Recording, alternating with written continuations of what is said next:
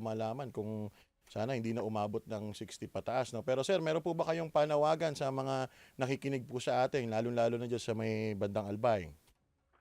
Panawagan lang na i-maintain yung support ng local DRRMOs, ng local mayors para ma-boost ang moral ng population kasi halos lahat ng areas na flooded. Siyempre kailangan ma-boost ang moral and then makinig at sumunod sa mga advisories na pinapalabas ng PDRRMC ng Albay. Sige po sir. Maraming salamat po sir. Contact number, sakaling merong mga nakikinig sa atin, meron po bang madaling mari-reach out sa inyong contact number, mga humihingi po ng tulong? Saan po natin Ano sila na po pwedeng- yan, naka-hotline kami, coordinate kami with Okay. OCD at saka with Red Cross and then with other line agencies sa health, meron din kami at saka sa iba pang members ng council. Circulated na po yung numbers dito. Okay. Sige po sir, maraming salamat po at mamaya-maya po sakali hingi po ulit kami ng update ha. Ingat po kayo dyan Sir Ano po, Cedric. ang magpapa-interview na yung officer in charge natin si Engineer Baclao kasi siya po yung meron ng detalyadong data na Okay. updated. Sige po sir, maraming salamat po Sir Cedric. At Maraming mag-iingat salamat po kayo diyan. Salamat po. Bantay Bagyong Christine, Radyo 630 at Teleradyo Servicio Special Coverage.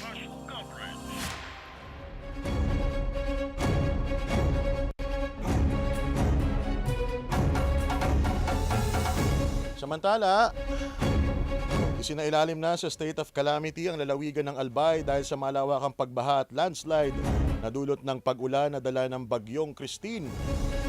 Inaprubahan ng Sangguniang Panlalawigan ang rekomendasyon na isa sa ilalim sa state of calamity sa regular session kahapon. Higit 500 pamilya o 1,000 individual ang inilikas sa ginubatan dahil sa pinangangambahang pagragasa ng lahar mula sa dalisdis ng Bulkang Mayon. Ayon kay ginubatan MDRMO Chief Joy Ranyola Maravillas, higit 500 pamilya mula sa mga barangay ng Maninila at Tandarora ang lumikas sa Ginubatan Community College. Sa bayan naman ng Kamalig, halos 4,000 pamilyang ililikas dahil sa banta ng lahar, baha at landslide. Ipinapatupad sa kasalukuyan ang localized evacuation o lilipat muna ang mga residente sa mga bahay o lugar na mas ligtas.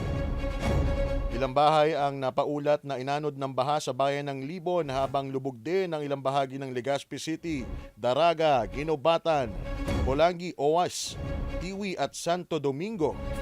Una nang iniutos ng Albay Provincial Government ang paglilikas sa mga residente na nakatira malapit sa mga gili or river channel na posibleng daluyan ng lahar mula sa Mayon Volcano. Gayon din ang mga nakatira sa landslide at flood-prone areas. Samantala, pinatutupad naman ang mandatory evacuation sa high-risk areas sa Camarines Sur. Inatasan ni Camarines Sur Governor Renato Luigi Villafuerte ang mga LGU na tukuyin ang mga delikadong komunidad na kailangan ng agarang paglilikas. Sa tala ng Office of the Civil Defense Bicol, halos 200 pamilya na ang inilikas mula sa Camarines Sur, Masbate, Camarines Norte at Catanduanes dahil sa paghagupit ng Bagyong Christine. Bantay Bagyong Christine. Patuloy pa rin po ang ating paghingi ng update at pag-contact sa mga otoridad, lalong-lalo na kanina sa sa Barangay Triangulo sa Naga City. Ang huling update sa atin ng mga nakakausap natin doon, hanggang doon sa may second floor nila inaabot na ng tubig.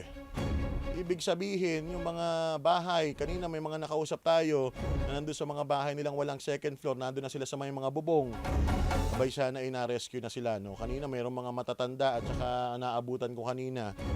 Meron pa mga bedridden nakasama dun sa nasa bubong na. Kaya sana narating na sila ng mga rescue. No? Siyempre, yung mga rescuer natin nag-iingat din, no? Kasi pag pare-pareho tayo napahamak, lalo tayong lalo nang nahirapan.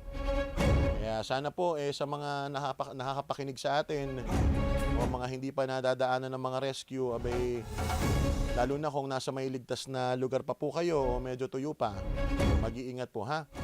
Nasa linya naman si Giles Cabin mula sa Zone 7, Lerma, SM City, Naga. Kausapin natin. Giles, kamusta dyan? Hello po. Kumusta kayo dyan, Giles? Okay naman po. Kaso po masyadong mataas na po yung tubig sa ngayon. Abot na po sa bubong. Kayo ay nasa second floor? Hindi po, yung first floor po namin is lubog na lubog na. So ngayon, nasa bubong na Opo. kayo ngayon, Giles?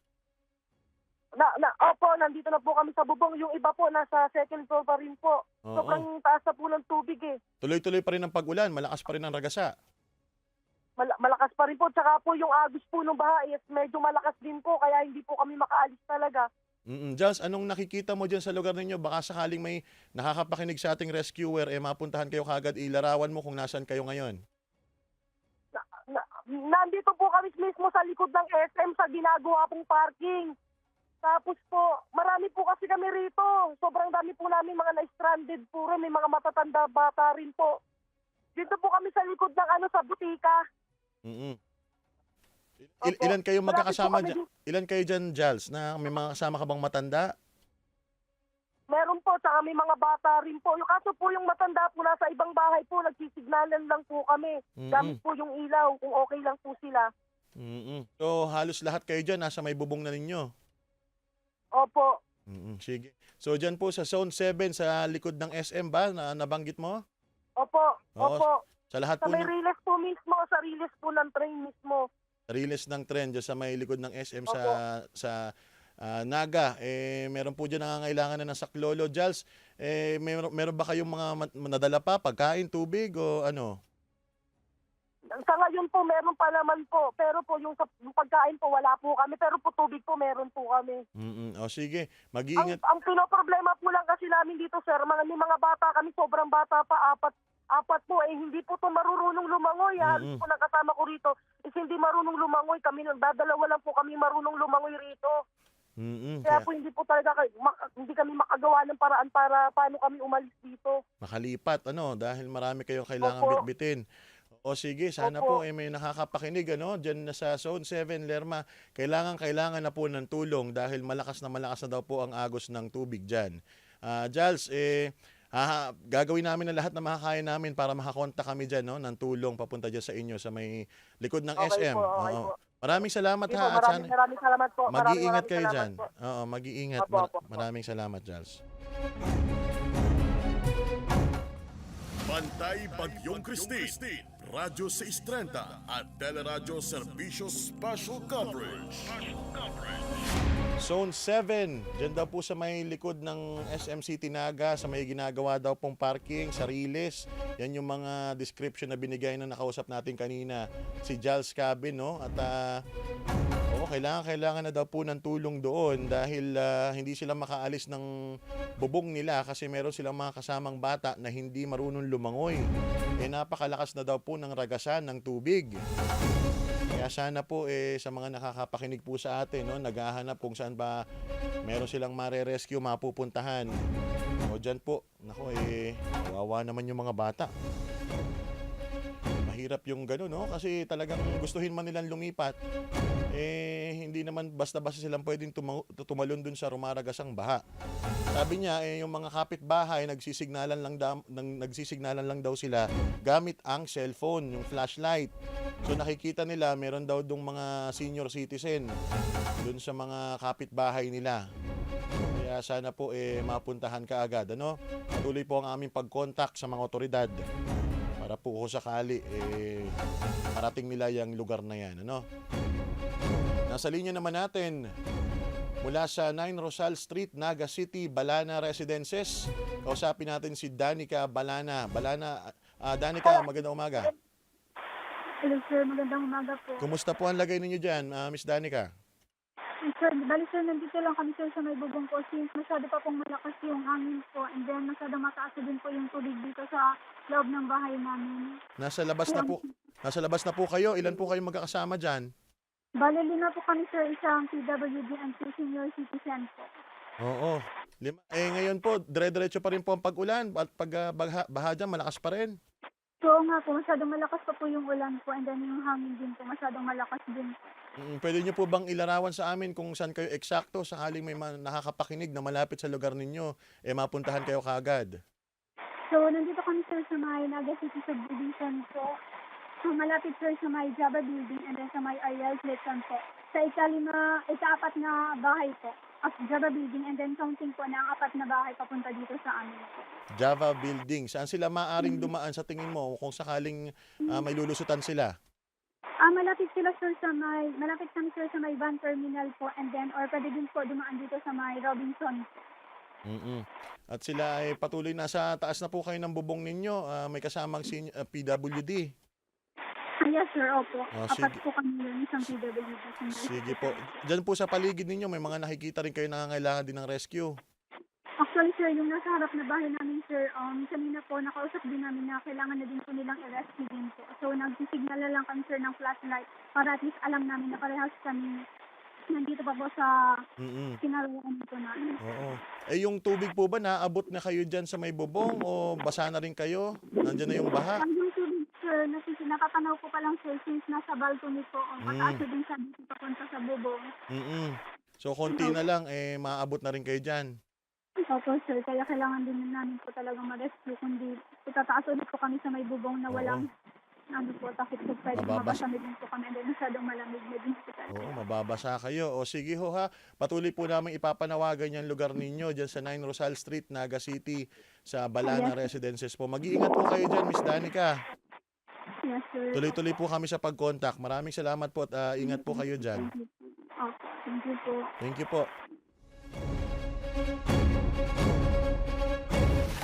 Bantay, Bagyong Christine. Patuloy pong dumarami ang bilang ng mga kababayan natin na nangangailangan ng tulong dahil po tila tuloy-tuloy po ang paglakas ng ulan at pagragasa ng baha dyan sa may Naga City. No? Mga nakakausap natin ay kailangan na po ng tulong dahil pati po yung mga kapitbahay nila ay nakikita nila napakadilim pa naman ngayon. No? Nagsisignalan na lamang sila gamit ang flashlight ng cellphone para malaman nila kung nandun pa yung kapitbahay nila. Oo, kaya napaka-importante pong mapuntahan kaagad itong ating mga kababayan dahil naririnig ko nga kanina sa tawag dito kay Miss Danica, naririnig ko yung ulan pa. So talagang kailangan na ho ng mga rescue dyan sa lugar na yan. Sana marating na po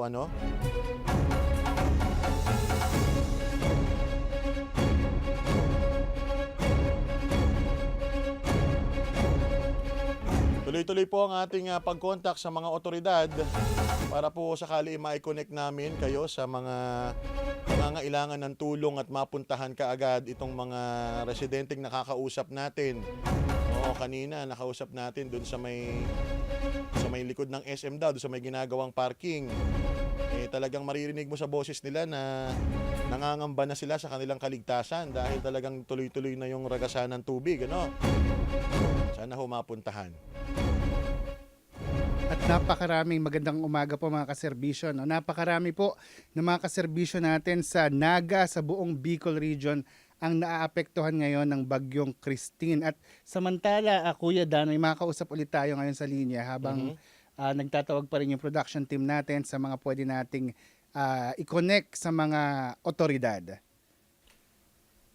Si Eileen Celestino, ang team leader ng MDRRMO Pili Camarines Sur. Magandang umaga po, Miss Eileen. Naputol siya. Ang mga nabanggit nating mga crucial areas, Kuya Dan, yung sa Naga City, lalong-lalo na sa Barangay Triangulo,